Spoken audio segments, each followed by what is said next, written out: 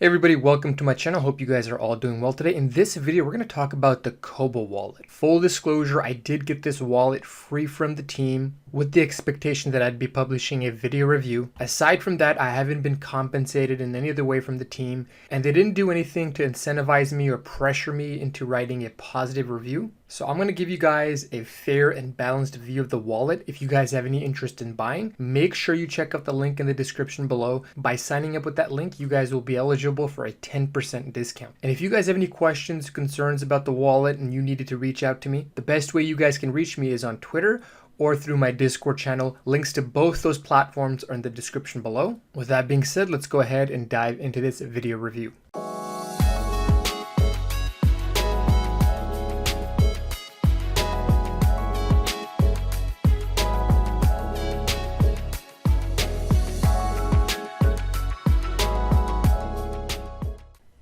So to begin with, let me show you the three products that they have available. They have the Cobo Vault Essential, the Cobo Vault Ultimate, and the product that I'm going to be reviewing is the Cobo Vault Pro.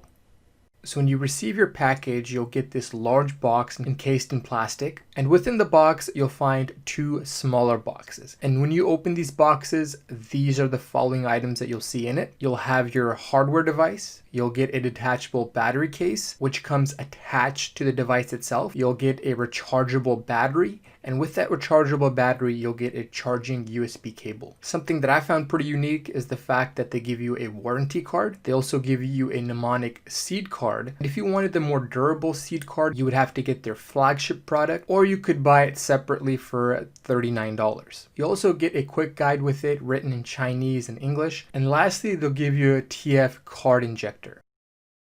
In this next segment, I'm going to give you guys a quick background on the product. It was built by a Chinese team a little bit after we had that last bull run back in 2017 to 2018. They set out to create the industry's most secure, most durable, and easy to use wallet. Given that this is a wallet, obviously security is paramount. They noticed that in the supply chain, things could happen that could compromise the security of the wallet before it even gets to the user. Secondly, they found that USB port is also a vulnerability. So to remove the physical point of attack, they did two things. Number one, they removed the USB port. So if you wanted to send funds, you would have to do it by scanning QR codes. And secondly, let's say someone gets a hold of your device and they try to do a circuit hack by opening up your device. In that event, a self-destruct mechanism will be activated, deleting everything off your device, making sure that they can't access your seed phrase. And to make sure nothing happens along the supply chain, when you receive your device, you're instructed to authenticate it on their website to make certain that the encryption chip that stores the key wasn't tampered with in the supply chain. Lastly, to do firmware upgrades, you'll need to insert a TF card. With all that being said, you guys can definitely see how security conscious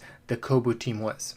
Alright, let's go ahead and shift over to talking about the product itself and give you guys some of the details. As I was mentioning before, you execute transactions by using the QR code, and they did this in hopes of eliminating potential malware infiltration risks, and apparently this isn't possible with Bluetooth or USB. They also have a mobile app that you can send and receive from. However, you do need to have this next to your Cobo wallet in order for it to work. They've also integrated EL plus Secure 5 element, and this basically helps to generate a true random number for your private keys in an effort to secure your crypto assets in the safest possible way. The device also has a fingerprint sensor, and this is used to unlock the device and sign transactions in public. And something we went over quickly is the anti-tamper self-destruct mechanism. This way, if anybody tries to disassemble your Cobo wallet for a direct circuit hack, as soon as the device detects a disassembly, it'll wipe out your private keys, making it impossible for the hacker to gain access. Like many high-tier wallets, this is perhaps one of the limitations. You can see that they support a wide variety of assets, but nothing close to what the ledger can store. The device itself comes with a touchscreen about 4 inches long. It weighs about 115 grams, and here you can see what the dimension of the device is.